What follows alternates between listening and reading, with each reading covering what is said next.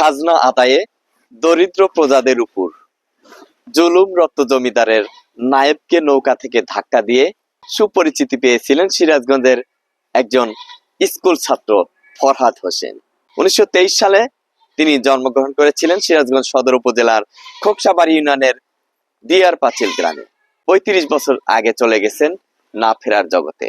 আর কবর রয়েছে পুকুরের একেবারে পূর্ব কোণায় খোকসাবাড়ি ইউনিয়ন ভূমি অফিস প্রাঙ্গণে। কথা বলতে চাই সিরাজগঞ্জের একজন সাংবাদিক আলমগীর হোসেন ভাইয়ের সাথে। খোকসাবাড়ি এখানে আশেপাশে দেখতে পাচ্ছেন অনেক সম্পত্তি দান করেছিল মরহুম ফরহাদ চেয়ারম্যান সাহেব।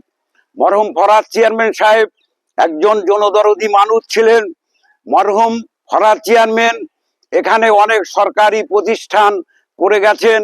ওনার ছেলে কবি মোহন রায়হান বাংলাদেশ কবিতা পরিষদের সভাপতি। আমাদের সিরাজগঞ্জের গর্ব। ওনার পিতার জায়গা থেকে ওনাকে জানাই শুভেচ্ছার সুদিতে প্রীতির মাধুরীতে আমার অন্তরের অন্তঃস্থল থেকে প্রস্ফুটিত গোলাপের শুভেচ্ছা। ধন্যবাদ মোহন রায়হান।